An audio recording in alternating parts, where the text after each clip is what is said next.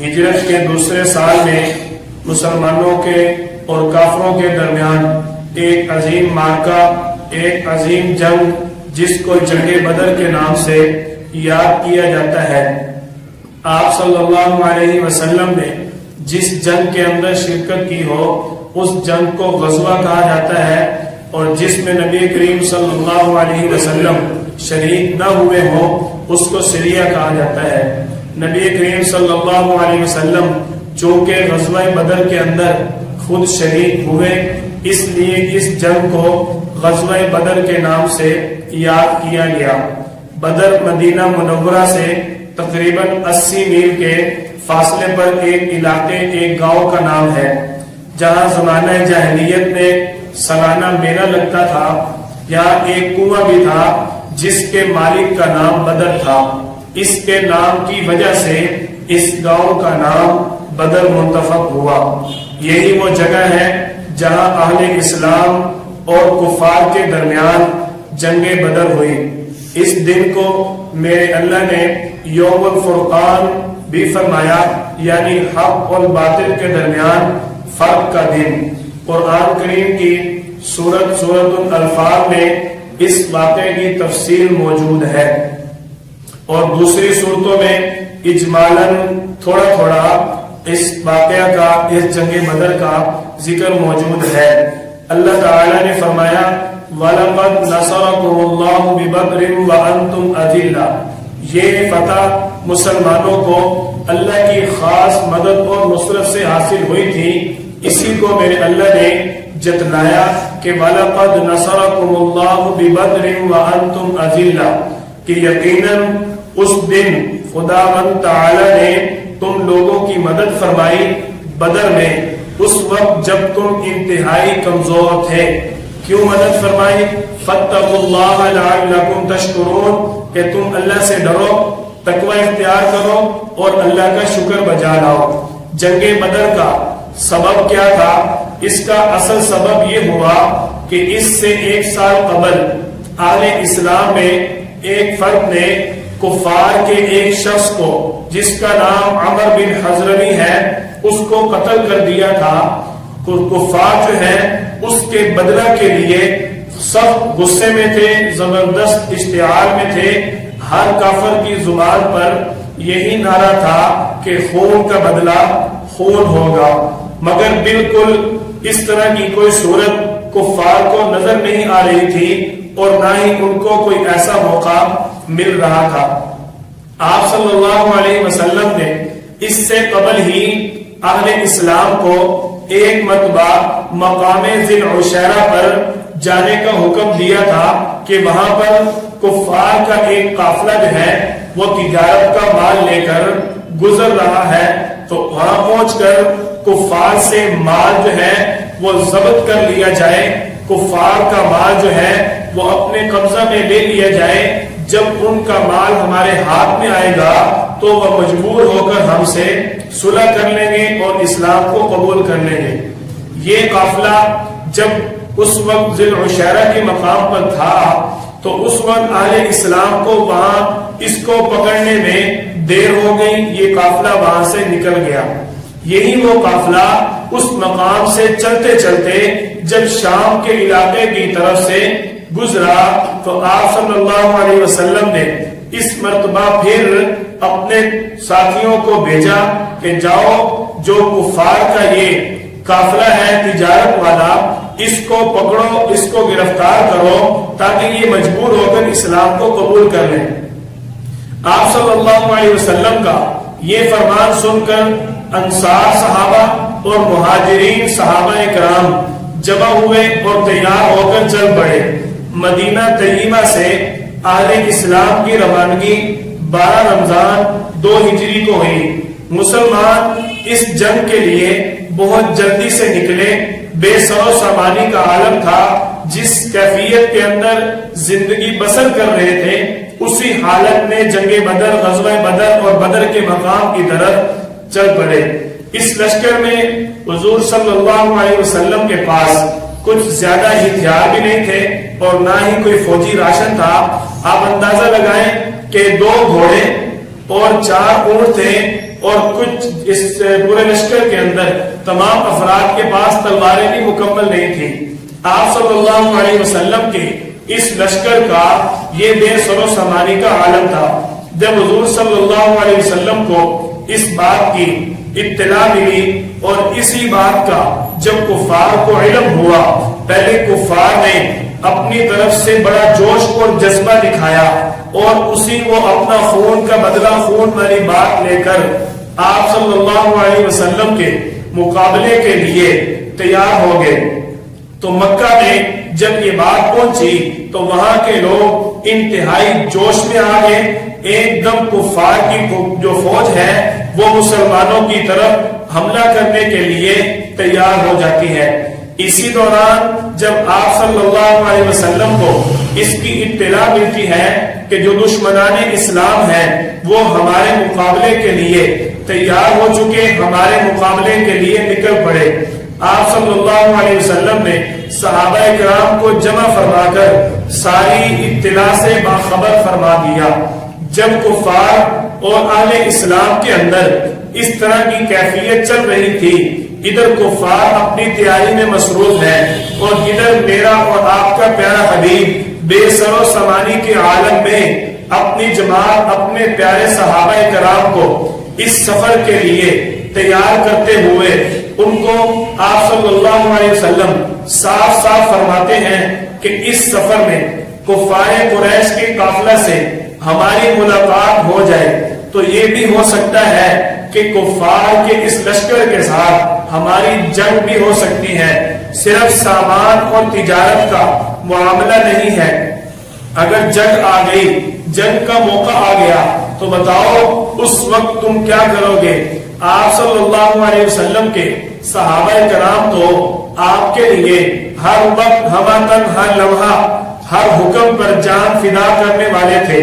آپ صلی اللہ علیہ وسلم کا ارشاد گرامی سن کر سیدنا صدیق اکبر اور سیدنا فاروق اعظم اور دوسرے جو مہاجرین صحابہ کرام تھے بڑے جوش کے ساتھ آپ صلی اللہ علیہ وسلم کو اطمینان دلاتے ہیں۔ اسی دوران آپ صلی اللہ علیہ وسلم کا چہرہ جو ہے انصار کو دیکھ رہا ہے، آپ کی نگاہیں انصار صحابہ کرام کی طرف ہے کہ اچانک حضرت سعد بن عبادہ آپ صلی اللہ علیہ وسلم کی اس جمی نگاہوں کا جواب دیتے ہوئے عرض کرتے ہیں، یا رسول اللہ آپ کا اشارہ ہماری طرف ہے، ہم وہ جانثار ہیں، اگر آپ حکم دیں کہ سمندر میں چھلانگ لگا دو، ہم سب آپ کا حکم پورا، آپ کی آواز پوری ہونے سے پہلے سمندر میں چھلانگ لگانے کے لیے تیار ہیں۔ اور اسی طرح انصار میں ایک صحابی حضرت مقداد بن اسود رضی اللہ تعالیٰ عنہ نے بڑے جوش کے ساتھ آ کر عرض کی، یا رسول اللہ ہم موسیٰ علیہ السلام کی قوم کی طرح نہیں ہیں، ہم موسیٰ علیہ السلام کی طرح نہیں کہیں گے۔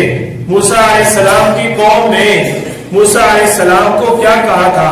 جب فرعون کا لشکر جنگ کے لیے آ پڑا، انہوں نے ہزاروں کا لشکر دیکھا، یہ تو چند ایک تھے، تو انہوں نے موسیٰ علیہ السلام کو یہ جواب دیا، فَاذْهَبْ أَنْتَ وَرَبُّكَ فَقَاتِلَا إِنَّا هَاهُنَا قَاعِدُونَ۔ سورۃ المائدہ میں میرے اللہ نے اس چیز کا ذکر فرمایا کہ موسیٰ علیہ السلام کے جاننے والے چاہنے والوں نے موسیٰ علیہ السلام کو جنگ کے وقت کیا کہا کہ اے موسیٰ تو جا، تو لڑ اور تیرا رب لڑے، ہم تیرے ساتھ نہیں لڑ سکتے، ہم تو ادھر ہی بیٹھے ہیں۔ یہ موسیٰ علیہ السلام کی قوم کے الفاظ تھے۔ کیا الفاظ تھے؟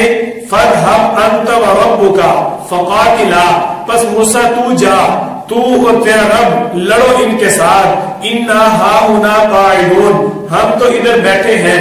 آپ صلی اللہ علیہ وسلم کو آپ کے پیارے صحابی حضرت مقداد بن اسود رضی اللہ تعالیٰ عنہ اس بات کا اظہار کرتے ہیں کہ یا رسول اللہ ہم موسیٰ علیہ السلام کی قوم کی طرح کبھی نہیں کہیں گے، اور آپ جانے اور آپ کا خدا جانے ایسے ہمارا مزاج نہیں ہے، ہم تو آپ کی دائیں اور بائیں سے حفاظت کریں گے، ہم آپ کی آگے اور پیچھے سے ہر طرح حفاظت کریں گے، آپ کے ہر طرف سے ہم لڑیں گے۔ انصار کے اور مہاجرین کے ان سب کے یہ جذبات سن کر آپ صلی اللہ علیہ وسلم کا چہرہ مبارک خوشی سے چمک اٹھا۔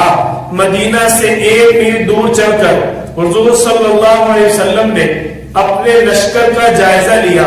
جو لوگ کم عمر تھے ان کو آپ صلی اللہ علیہ وسلم نے واپس کر دینے کا حکم فرمایا۔ کیوں؟ اس لشکر کے اندر جو اہل اسلام کی جماعت تھی، اس جماعت میں ایک ننھا صحابی، ایک ننھا سپاہی بھی اس لشکر کے اندر موجود تھا۔ حضرت سعد بن ابی وقاص رضی اللہ تعالیٰ عنہ کے چھوٹے بھائی حضرت عمیر بن وقاص بھی حضرت عمیر بن ابی وقاص رضی اللہ تعالیٰ عنہ بھی اس لشکر کے اندر موجود ہیں۔ جب ان سے واپس ہونے کا کہا گیا تو وہ مچل گئے اور پھوٹ پھوٹ کر رونے لگے کہ کس طرح واپس ہونے پر مجھے تیار کرتے ہو، میں بے قرار ہوں، میں واپس نہیں جانا چاہتا۔ آپ صلی اللہ علیہ وسلم نے ان کا اس طرح پھوٹ پھوٹ کر رونا اور ان کا جذبہ محبت دیکھا تو اجازت عطا کر دی۔ آپ صلی اللہ علیہ وسلم نے جب ان کو اجازت دی تو ان کے بھائی حضرت سعد بن ابی وقاص رضی اللہ تعالیٰ عنہ نے اپنے بھائی کے گلے میں تلوار لٹکا دی کہ حفاظت کے طور پر دشمن اس کے گلے میں تلوار دیکھ کر اس کو جنگجو اور بہادر سمجھے گا۔ اسی جنگ کے اندر حضرت عبداللہ بن ام مکتوم رضی اللہ تعالیٰ عنہ جو نابینا صحابی ہیں، آپ صلی اللہ علیہ وسلم اپنی مسجد نبوی کے اندر ان کو اپنی جگہ پر امام مقرر فرما دیتے ہیں۔ کیوں؟ اب تمام لوگ جنگ کے لیے جا رہے ہیں تو پیچھے نماز کے لیے بھی تو کوئی فرد ہونا چاہیے۔ آپ صلی اللہ علیہ وسلم جب مقام روحا پر پہنچے تو منافقین اور یہودیوں کی طرف سے آپ صلی اللہ علیہ وسلم کو خطرہ محسوس ہوا۔ آپ نے حضرت حاکم بن منذر رضی اللہ تعالیٰ عنہ کو اس علاقے کی طرف مقرر کر دیا کہ آپ اس طرف سے مسلمانوں کی حفاظت کریں گے کہ مدینہ پر یہودی اور ان کے ساتھ جو ان کے چاہنے والے منافقین ہیں یہ مدینہ پر چڑھائی نہ کر دیں۔ آپ صلی اللہ علیہ وسلم تمام انتظامات کو مکمل کرنے کے بعد حضور صلی اللہ علیہ وسلم بدر کی جانب چل پڑتے ہیں۔ جدھر سے کفار کے آنے کی خبر ملی اسی طرف سے آپ صلی اللہ علیہ وسلم اور آپ کے ساتھ 313 جو آپ کے صحابہ ہیں وہ چل پڑتے ہیں، جن کے اندر 60 مہاجرین ہیں، باقی سب کے سب انصار صحابہ کرام ہیں۔ آپ صلی اللہ علیہ وسلم اپنے 2 صحابیوں کو ان کفار کی جاسوسی کے لیے، خیر خبر کے لیے، ان کے تمام معاملات کی رپورٹ لانے کے لیے اپنے 2 ساتھیوں کو بھیجتے ہیں کہ پتہ لگاؤ کفار کا لشکر اس وقت کہاں ہے اور کیا کر رہا ہے۔ کفار قریش کا ادھر جوش بڑھتا جا رہا تھا۔ جب مکہ میں یہ خوفناک خبر پہنچی تو ہر طرف ہلچل مچ گئی کہ سارا امن اور سکون بالکل انہوں نے چھوڑ دیا۔ تمام قریش کے قبائل اپنے گھروں سے نکل پڑے۔ سرداران قریش، سرداران مکہ میں ابو لہب صرف اپنی بیماری کی وجہ سے نہ آیا، باقی تمام کے تمام کفار آپ صلی اللہ علیہ وسلم کے مقابلے کے لیے چل پڑے۔ اس وقت مسلمانوں کی تعداد 313 ہے اور دشمنان اسلام قریش مکہ کی تعداد 10,000 لشکر کی ہے۔ یہ آپ نے یاد رکھنا ہے۔ آپ صلی اللہ علیہ وسلم جب کفار قریش کا یہ لشکر دیکھتے ہیں تو نبی صلی اللہ علیہ وسلم فوراً رجوع اللہ کا اہتمام کرتے ہیں۔ کفار مسلمانوں سے پہلے چونکہ بدر کے اندر پہنچ گئے تھے، ان کفار نے وہاں پہنچ کر مسلمانوں سے پہلے جو الگ الگ بہترین مورچے تھے ان پر قبضہ کر لیا۔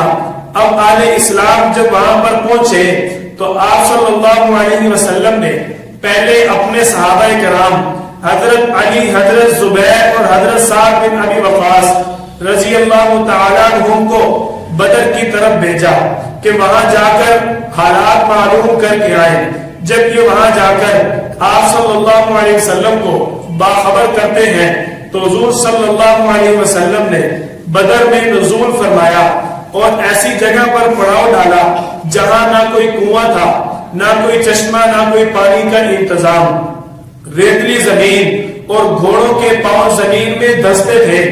آپ صلی اللہ علیہ وسلم کو دیکھ کر حضرت حباب بن منذر رضی اللہ تعالیٰ عنہ نے عرض کی، یا رسول اللہ، آپ نے ایسی جگہ پر پڑاؤ کیا کہ جس جگہ کو آپ نے منتخب کیا ہے یہ جگہ تو اس انداز میں مجھے نظر آتی ہے، آپ نے اپنی وحی کے اعتبار سے تو اس جگہ کو منتخب کیا ہوگا کہ آپ نے نرم اور بہترین جگہ تلاش کی قرآن کریم کی وحی کے لیے، تو یہ جگہ واقعتاً بہت بہتر ہے، لیکن چونکہ ہم یہاں جنگ کے لیے آئے ہیں تو جنگی تدابیر کے لحاظ سے ہمیں آگے چل کر مورچہ بنانا چاہیے۔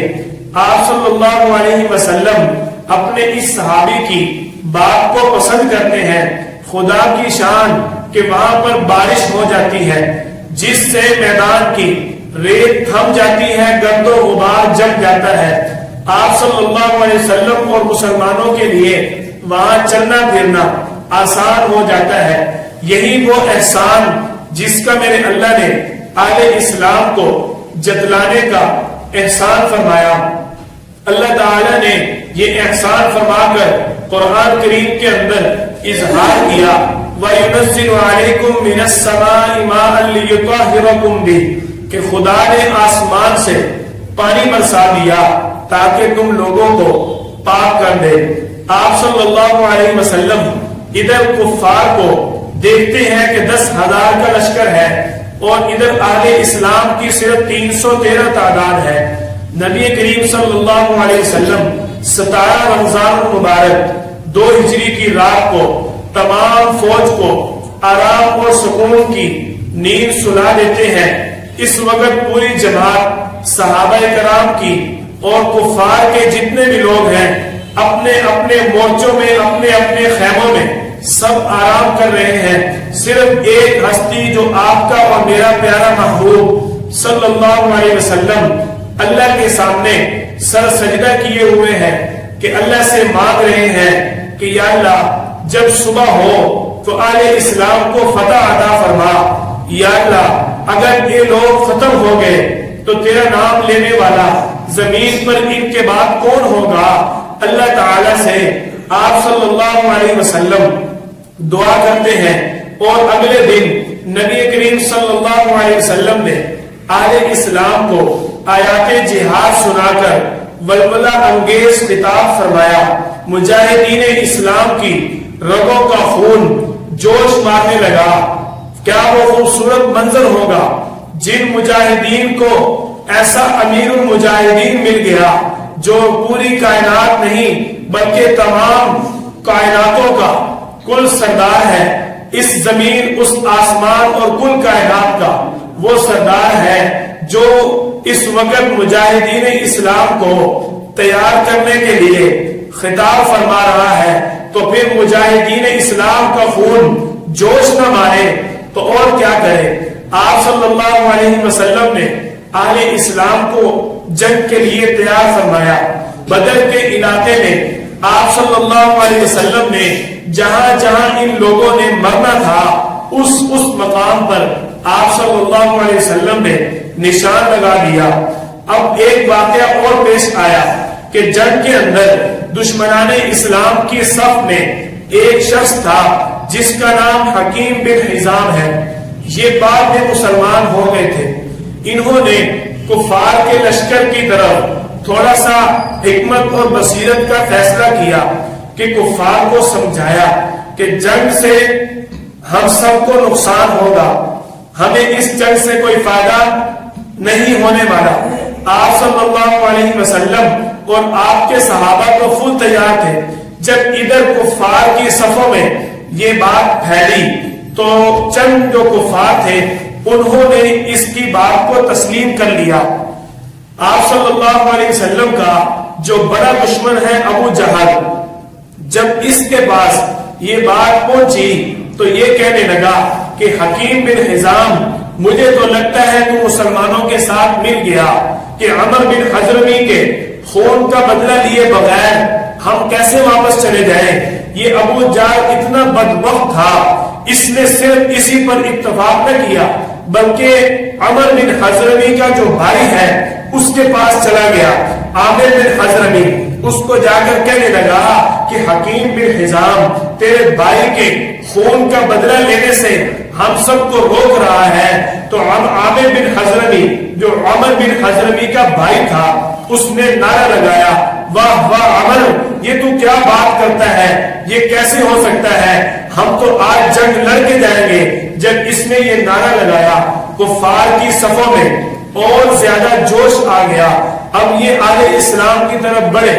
17 رمضان المبارک ہے, 2 ہجری جمعہ کے دن آپ صلی اللہ علیہ وسلم نے اپنے صحابہ کرام کی صفیں درست فرمائی. مجاہدین اسلام کی صف بندی سے فارغ ہو کر مجاہدین کی قرارداد کے مطابق آپ صلی اللہ علیہ وسلم اپنی جھونپڑی اپنے چھپر کے نیچے تشریف لے گئے. یہ آپ صلی اللہ علیہ وسلم اور آپ کے صحابہ کرام کے درمیان یہ بات طے ہوئی تھی کہ صحابہ نے آپ صلی اللہ علیہ وسلم سے عرض کی, یا رسول اللہ ہم آپ کی پہلے حفاظت کریں گے, اس کے بعد ہم جنگ لڑیں. آپ صلی اللہ علیہ وسلم اس جھونپڑی کے نیچے تشریف لے جاتے ہیں. اس چھپر کے نیچے بیٹھ کر آپ صلی اللہ علیہ وسلم نفل پڑھتے ہیں, اللہ سے دعا مانگتے ہیں, اور ادھر صحابہ کرام آپ صلی اللہ علیہ وسلم کی حفاظت کرتے ہیں. حفاظت کرنے میں دیکھو کتنا بڑا ایک مورچہ ہے کہ دشمنان اسلام کا سب سے بڑا ہدف آپ صلی اللہ علیہ وسلم کی ذات تھی, اور اس موقع پر اس مورچے کو سنبھالنا سب سے بڑی دلیری تھی. سیدنا صدیق اکبر رضی اللہ تعالیٰ عنہ ایک مرتبہ پھر آپ صلی اللہ علیہ وسلم کے ساتھ وفاداری دکھاتے ہوئے اس مورچے کے لیے اپنا انتخاب کرتے ہیں کہ آپ صلی اللہ علیہ وسلم کی حفاظت کے لیے یہاں میں کھڑا ہوں گا. آپ صلی اللہ علیہ وسلم اس جھونپڑی کے اندر تشریف لے جاتے ہیں اور وہاں اللہ سے دعا مانگتے ہیں. آپ صلی اللہ علیہ وسلم اور دشمنان اسلام کے اہل اسلام اور دشمنان اسلام کے درمیان جو جنگ ہوئی, اس جنگ کا میرے اللہ نے قرآن کریم کے اندر ذکر فرمایا, قد کان لکم آیۃ فی فئتین التقطا فئۃ تقاتل فی سبیل اللہ واخری کافرۃ یرونہم. اللہ تعالی نے فرمایا کہ جو لوگ باہمی جنگ شروع ہونے لگے ان میں تمہارے لیے عبرت کا نشان چند لوگ ہیں کہ دیکھو بعض لوگ تو ایسے ہیں فئۃ تقاتل فی سبیل اللہ جو لڑ رہے ہیں ایک اللہ کے لیے, اور دوسرے لوگ کون ہیں جو لڑ رہے ہیں اللہ کے انکار کے لیے, یعنی اللہ کی دشمنی میں جنگ لڑ رہے ہیں. اللہ تعالی نے آپ صلی اللہ علیہ وسلم پر یہ وحی اتاری کہ اہل اسلام کو اس چیز سے باخبر کر دیجئے کہ اہل اسلام اللہ کے لیے لڑ رہے ہیں اور دشمنان اسلام اس لیے لڑ رہے ہیں کہ ہم اللہ کا انکار کریں, اللہ کے نام کو ختم کر دیں. آپ صلی اللہ علیہ وسلم اس نازک گھڑی میں جھونپڑی کے اندر تشریف لے جاتے ہیں. وہاں پر اللہ تعالی سے لو لگاتے ہیں, اللہ کے سامنے آنسو بہاتے ہیں. آپ صلی اللہ علیہ وسلم کبھی کھڑے ہو کر اللہ کے سامنے ہاتھ اٹھاتے ہیں, کبھی بیٹھ کر اللہ کے سامنے آنسو بہاتے ہیں, کبھی سجدے میں جا کر ماتھا اللہ کے سامنے زمین پر جھکا کر آپ صلی اللہ علیہ وسلم اللہ سے فتح مانگتے ہیں. آپ صلی اللہ علیہ وسلم کی چادر مبارک کندھوں سے گر جاتی ہے اور آپ صلی اللہ علیہ وسلم اللہ سے بار بار رو کر یہی فتح مانگتے ہیں کہ ہمیں یا اللہ اس جنگ میں فتح نصیب فرما. اگر اس جنگ میں ہمیں فتح نہ ہوئی, اس جنگ کے اندر چند لوگ ایسے ہیں کہ میں دیکھتا ہوں اگر یہ لوگ اس جنگ میں ہلاک ہو گئے, ختم ہو گئے, تو تیرا نام لینے والا شاید ان کے بعد کوئی نہ ہو. اللہ تعالی آپ صلی اللہ علیہ وسلم کی اس کیفیت کو دیکھ رہے ہیں, اور ادھر آپ کا ایک اور عاشق, ایک تو میرے اللہ کو اپنے محبوب سے محبت ہے، اور دوسرا اس زمین پر اللہ کے بعد سب سے زیادہ آپ صلی اللہ علیہ وسلم سے محبت کرنے والا آپ کا پیارا صحابی ابو بکر بن ابی قحافہ سیدنا صدیق اکبر رضی اللہ تعالیٰ عنہ آپ صلی اللہ علیہ وسلم کے ہاتھ مبارک کو تھام لیتے ہیں اور درد بھری آواز سے عرض کرتی ہیں، یا رسول اللہ بس کر دیجئے، آپ اپنے آپ کو اتنی مشقت میں کیوں ڈالتے ہیں؟ میں اللہ سے امید کرتا ہوں اللہ تعالیٰ آپ کی دعا کو ضرور قبول فرمائیں گے۔ اللہ تعالیٰ نے بھی ایک مقام پر آپ صلی اللہ علیہ وسلم کو تسلی دی، جب آپ کا اور میرا پیارا حبیب اس امت کے لیے ہدایت کے لیے آنسو بہاتا تھا، اللہ تعالیٰ نے نہیں اتاری لعلک باخع نفسک الا یکونوا مؤمنین۔ آپ اللہ کے سامنے اتنے آنسو بہاتے ہیں شاید کہ آپ اپنے آپ کو ہلاکت میں ڈال رہے ہیں، کس لیے؟ اللہ ان یکونوا مؤمنین، کہ شاید یہ لوگ جو ہیں یہ مسلمان ہو جائے، ایمان لے آئے۔ آپ صلی اللہ علیہ وسلم اپنے یار غار، اپنے پیارے دوست سیدنا صدیق اکبر رضی اللہ تعالیٰ عنہ کی بات کو پسند فرماتے ہیں اور دعا ختم کر دیتے ہیں۔ آپ کی زبان مبارک پر اس وقت یہی الفاظ ہیں، آپ اپنی جھونپڑی سے نکل رہے ہیں اور بار بار یہی لفظ ارشاد فرما رہے ہیں، سَيُحْزَمُ الْجَمْعُ وَيُوَلُّونَ الدُّبُرَ، کہ عن قریب کفار کو، فوج کو شکست ہوگی اور وہ پیٹ پھیر کر بھاگ جائیں گے۔ آپ صلی اللہ علیہ وسلم کو اللہ تعالیٰ نے اس آیت کے اندر آپ کو فتح کی بشارت دے دی۔ نبی کریم صلی اللہ علیہ وسلم کو اور اہل اسلام کو اس جنگ کے اندر فتح نصیب ہوتی ہے۔ جب یہ جنگ چل رہی ہے، اس جنگ کے اندر چند کفار جو اللہ تعالیٰ نے آپ صلی اللہ علیہ وسلم کو پہلے سے آگاہ کر دیا تھا کہ فلاں فلاں مقام پر فلاں فلاں بدبخت کی موت کی جگہ ہے، آپ صلی اللہ علیہ وسلم کی اسی جنگ کے دوران ابو جہل اور عتبہ اور کئی بدبخت بڑے بڑے جو امیہ بن خلف، یہ سارے اس جنگ کے اندر قتل کر دیے جاتے ہیں، جو دشمنان اسلام کی صف اول کے سردار ہیں۔ آپ صلی اللہ علیہ وسلم کے پیارے صحابی حضرت عبد الرحمن بن عوف رضی اللہ تعالیٰ عنہ فرماتے ہیں کہ میں صف کے اندر کھڑا ہوں، میرے دائیں اور بائیں دو نوجوان لڑکے کھڑے ہیں، مجھے چپکے سے پوچھتے ہیں، اے چچا جان ہمیں بتاؤ کہ ان لوگوں میں ابو جہل کون ہے؟ حضرت عبد الرحمن بن عوف رضی اللہ تعالیٰ عنہ ان بچوں کو فوراً پوچھتے ہیں کہ تم ابو جہل کو کیا کہنا چاہتے ہو؟ تم اس ابو جہل کا کیا کرو گے؟ ان بچوں نے جواب دیا، اگر وہ ہمیں نظر آ جائے ہم اس کو قتل کر دیں گے۔ اگلے ہی لمحے حضرت عبد الرحمن بن عوف رضی اللہ تعالیٰ عنہ کی نظر ابو جہل بدبخت پر پڑی اور فوراً اشارہ کیا، اس شخص کا نام ابو جہل ہے۔ فوراً یہ نوجوان لڑکے دوڑے اور اس کو جھپٹ گئے شکار کی طرح، اس کو پکڑ کر انہوں نے اپنی تلواروں سے وار کر کے ڈھیر کر دیا۔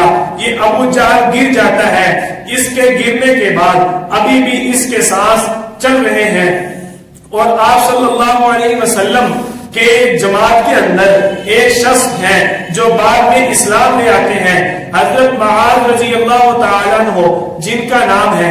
یہ ابو جہل جب گرا زخمی ہوا اپنے بیٹے اکرمہ کو کیا کہتا ہے کہ تو نے اس سے بدلہ لینا ہے۔ حضرت معاذ رضی اللہ تعالیٰ عنہ اور حضرت معوذ رضی اللہ تعالیٰ عنہ یہ دونوں بھائی ابو جہل کو زخمی کر کے گرا دیتے ہیں۔ اب ابو جہل کا جو بیٹا ہے اکرمہ، یہ حضرت معاذ رضی اللہ تعالیٰ عنہ پر پیچھے سے وار کرتا ہے، حضرت معاذ کی بازو کٹ جاتی ہے، اور جب ان کی بازو کٹتی ہے تو تھوڑے سے ماس اور گوشت کے ساتھ بازو لٹک جاتی ہے۔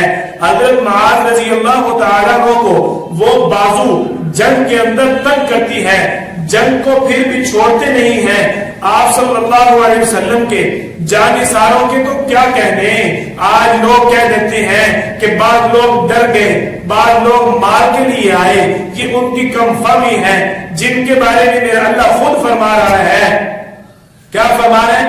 فئۃ تقاتل فی سبیل اللہ، یہ ایک وہ جماعت ہے جو آپ کے ماننے والے، آپ کے چاہنے والے صحابہ ہیں، یہ ایک وہ جماعت ہے فی سبیل اللہ جو اللہ کے لیے لڑ رہی ہے۔ حضرت معاذ رضی اللہ تعالیٰ عنہ جب دیکھتے ہیں کہ جنگ کے اندر یہ بازو لٹکی ہوئی مجھے پریشان کر رہی ہے تو بڑی ہمت کا مظاہرہ کرتے ہیں، اپنی ٹانگ اسی زخمی بازو پر رکھ کے دوسری بازو کے ساتھ اس بازو کو اتار دیتے ہیں اور فوراً ایک ہاتھ کے ساتھ آپ صلی اللہ علیہ وسلم کے حکم کو پورا کرتے ہوئے جنگ شروع کر دیتے ہیں۔ اسی جنگ کے اندر حضرت عبداللہ بن مسعود رضی اللہ تعالیٰ عنہ ابو جہل کے سینے پر بیٹھ کر اس بدبخت کا سر قلم کر دیتے ہیں۔ یہ کتنا بدبخت تھا، آپ صلی اللہ علیہ وسلم نے اسی موقع پر تو فرمایا کہ ابو جہل میری امت کا فرعون ہے۔ مرتے وقت بھی کیا کہہ رہے ہیں کہ مجھے افسوس ہے کہ ایک کسان کے ہاتھوں زخمی ہوا۔ حضرت معاذ اور حضرت معاویہ رضی اللہ تعالیٰ عنہ انصار میں سے تھے اور مدینہ کے لوگ کھیتی باڑی کا کام کرتے تھے، تو یہ کہنے لگا مجھے اس بات کا افسوس ہے کہ ایک کسان کے ہاتھوں مارا جا رہا ہوں۔ اور حضرت عبداللہ بن مسعود رضی اللہ تعالیٰ عنہ جیسا کمزور صحابی، یہ کتنے کمزور ہیں کہ ایک مرتبہ کھجور کے تنے پر چڑھے ہوئے ہیں، صحابہ کرام ہنسنے لگ گئے کہ یہ سوکھی پنڈلیوں والا کتنا تیز ہے۔ آپ صلی اللہ علیہ وسلم نے فرمایا تم جانتے نہیں ہو اس سوکھی پنڈلیوں والوں کو اللہ نے کتنی حکمت اور بصیرت عطا فرمائی ہے۔ آپ صلی اللہ علیہ وسلم کے اس صحابی نے جب ابو جہل کا سر قلم کرنا شروع کیا تو یہ بدبخت کہنے لگا میری گردن تھوڑی نیچے سے اتارو تاکہ دیکھنے والوں کو یہ معلوم ہو کہ مرنے والا سردار تھا اور سردار کی گردن بڑی ہوا کرتی ہے۔ اس لیے آپ صلی اللہ علیہ وسلم کی دشمنی میں اس نے ساری زندگی بغض پالا تو اس کو ابو جہل کا لقب دیا۔ جس کو آپ صلی اللہ علیہ وسلم ابو جہل کا لقب دے دیں اس کے اندر ایسی جہالت ہی ہوگی۔ آپ کا دوسرا دشمن امیہ بن خلف جو حضرت بلال رضی اللہ تعالیٰ عنہ کو سزائیں دیا کرتا تھا کہ اللہ پر اور اللہ کے رسول پر ایمان کیوں لایا، یہ امیہ بن خلف کو حضرت عبد الرحمن بن عوف رضی اللہ تعالیٰ عنہ جنگ بندی کے بعد گرفتار کر کے لا رہے ہیں۔ یہ اسلام سے پہلے حضرت عبد الرحمن بن عوف رضی اللہ تعالیٰ عنہ کا دوست تھا۔ اس نے اپنا ہتھیار پھینک دیا اور اپنے آپ کو مسلمانوں کے حوالے کر دیا۔ حضرت عبد الرحمن بن عوف رضی اللہ تعالیٰ عنہ پر امید ہوئے کہ شاید یہ آپ صلی اللہ علیہ وسلم کے پاس جا کر اسلام قبول کر لے، لیکن جب اللہ کی طرف سے ہدایت کا فیصلہ نہیں تھا، راستے میں جا رہا حضرت بلال رضی اللہ تعالیٰ عنہ کی نظر پڑی، دیکھتے ہی فوراً آواز لگائی او میرا دشمن امیہ بن خلف، یہ مجھے اللہ کے نام پر سزائیں دیا کرتا تھا، اس کو زندہ نہیں چھوڑوں گا۔ حضرت بلال رضی اللہ تعالیٰ عنہ فوراً اس پر ٹوٹ پڑتے ہیں اور حضرت عبد الرحمن بن عوف اس کی حفاظت کرتے ہوئے اس پر لیٹ جاتے ہیں، لیکن حضرت بلال رضی اللہ تعالیٰ عنہ نے اس کو نیچے سے وار کر کے اس ذلیل کو، اس بدبخت کو قتل کر دیا۔ اور آپ صلی اللہ علیہ وسلم نے جس نشان کی، جس مقام کی نشاندہی فرمائی تھی، اسی مقام پر یہ بدبخت قتل ہوا۔ اب جب غزوہ بدر میں اہل اسلام کو فتح ہوئی، مدینہ کے اندر خوشیوں کی ہوائیں اور مکے کے اندر کفار کے اندر انتہائی غم کا عالم ہے، یہ ان کے کفار کے اندر ماتم کی صفیں بچ چکی۔ یہ آپ صلی اللہ علیہ وسلم کے ساتھ دشمنی کرنے والے تھے، ماتم ہی ملنا تھا۔ اہل اسلام کو اللہ نے خوشی عطا فرمائی۔ فتح کے 3 دن بعد آپ صلی اللہ علیہ وسلم اسی بدر کے علاقے میں قیام فرماتے ہیں کہ اگر کوئی دشمن ہمارے سامنے آئے تو وہ یہ نہ سمجھے کہ مسلمان ڈر کر بھاگ گئے۔ آپ صلی اللہ علیہ وسلم نے 3 دن اسی بدر کے مقام پر دشمنان اسلام کی طرف سے دشمنی کا، وار کا، حملے کا انتظار فرمایا۔ اس انتظار کے بعد جب آپ مدینہ طیبہ میں تشریف لائے، مدینہ طیبہ آپ صلی اللہ علیہ وسلم داخل ہوئے کہ قبرستان میں کافی لوگ جمع ہیں، آپ صلی اللہ علیہ وسلم جب غزوہ بدر کے لیے تشریف لے گئے تو آپ کی پیاری صاحبزادی حضرت رقیہ رضی اللہ تعالیٰ عنہ کافی بیمار تھی، حضرت عثمان رضی اللہ تعالیٰ عنہ جو حضرت رقیہ آپ صلی اللہ علیہ وسلم کی صاحبزادی کے خاوند ہیں، شوہر ہیں، آپ صلی اللہ علیہ وسلم کے داماد ہیں، نبی کریم صلی اللہ علیہ وسلم نے حضرت عثمان بن عفان رضی اللہ تعالیٰ عنہ کو ان کی زوجہ اور اپنی صاحبزادی حضرت رقیہ رضی اللہ تعالیٰ عنہ کی تیمارداری کے لیے ان کے پاس ہی چھوڑ دیا تھا۔ جب آپ صلی اللہ علیہ وسلم واپس پہنچے تو اسی دن آپ کی صاحبزادی حضرت رقیہ رضی اللہ تعالیٰ عنہ کا انتقال ہو جاتا ہے، اور لوگ آپ صلی اللہ علیہ وسلم کی صاحبزادی کو اس وقت دفنا رہے تھے جب نبی کریم صلی اللہ علیہ وسلم مدینہ طیبہ میں پہنچے، اور ایک آپ کا بڑا دشمن بدبخت آپ کا چچا ابو لہب یہ مکہ میں اس لیے رک گیا تھا کہ اس کو بیماری لگی ہوئی تھی، اس کو چیچڑ کے دانے نکلے ہوئے تھے، اور جو آپ صلی اللہ علیہ وسلم کے ساتھ دشمنی کرے گا میرا اللہ دنیا میں ہی اس کو آخرت کے عذاب دکھا دے گا۔ یہ آخرت کا عذاب ہے کہ ایک شخص جہنم میں جائے گا، اس کے جسم سے پیپ نکلے گی، وہی پیپ اس کو پینے کے لیے دی جائے گی، اس کو وہی بیماری لگی۔ یہ ابو لہب جو ہے اس کے جسم پر اتنے دانے نکلے، اس کے اس جسم سے پیپ نکلی، جب یہ مر گیا اس کو لوگوں نے لکڑیوں کے ساتھ کھینچ کر ایک گڑھے کے اندر پھینک کر اوپر سے مٹی ڈال دی، اس کو ہاتھ بھی لگانا لوگوں نے مناسب نہ سمجھا۔ آپ صلی اللہ علیہ وسلم کے ساتھ دشمنی کا یہ انجام ہے، اور یہ حقیقت ہے کہ جس نے میرے اور آپ کے پیارے حبیب سے محبت کی میرے اللہ نے اس کو بڑے اعزاز عطا فرمائے، بڑی شان عطا فرمائی۔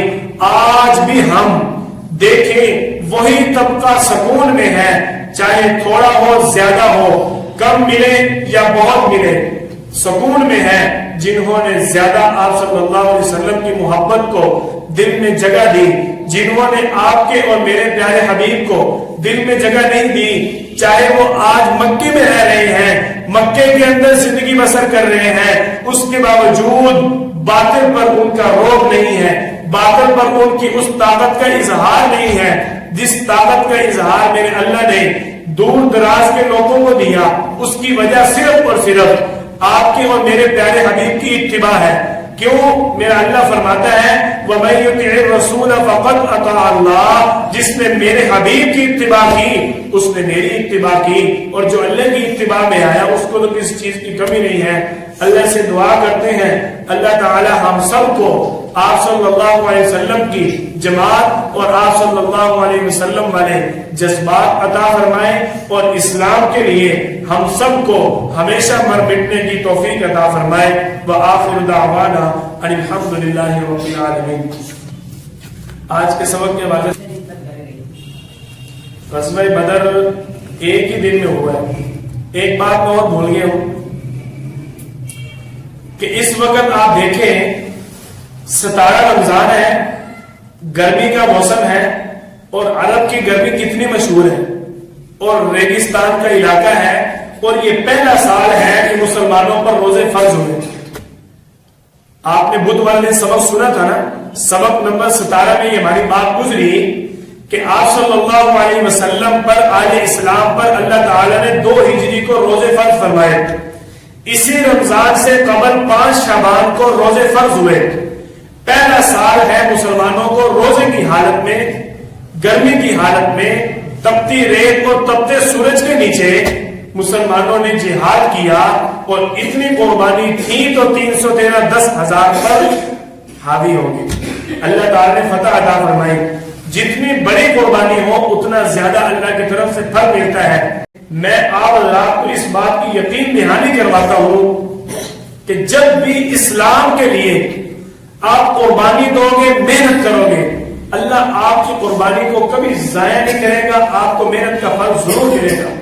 میں مسجد میں بیٹھ کر اللہ کی قسم اٹھا کر آپ کو اس بات کو یقین دلاتا ہوں، آپ اسلام کے لیے اللہ کے لیے مخلص اور خالص ہو کر محنت کرو گے، اللہ آپ کی محنت کو ضرور پھل دے گا اور آپ کی قربانی کو اللہ ضائع نہیں کرے گا۔ مولاي صل وسلم دائما أبدا على حبيبك خير الخلق كلهم